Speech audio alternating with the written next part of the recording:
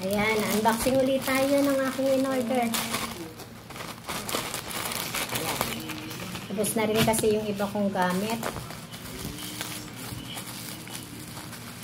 Gamit lang to sa aking personal. TJ, agis mo nga sa akin, hindi ako makatayo yung ano. Gunting. Ay, never mind na. Kailangan nyo pa yan, eh. Dalawa lang naman to. Yan.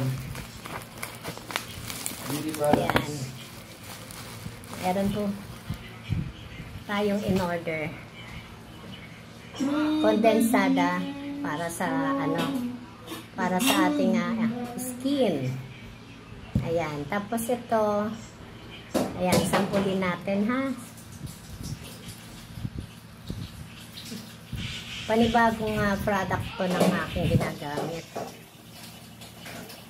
Sabi nila maganda raw itong ano to. Tingnan nga natin.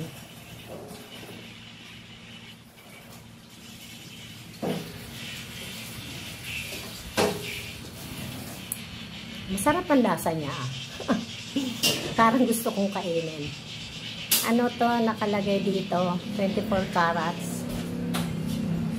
Na ano, hindi ko mabasa eh, pero pwede to sa cheek. Pwede to sa cheek. Ayan. Okay.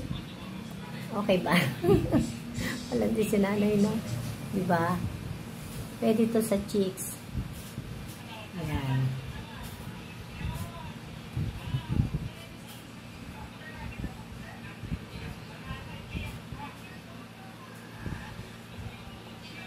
Parang natural lang siya, pero makakatulong sa mga ano natin. Ayan. Diba? Sarap. Okay. Ito naman, kondensada. Try natin naman. Sa skin to, pero mamaya na sana, pero hindi pa ako nalilito. So,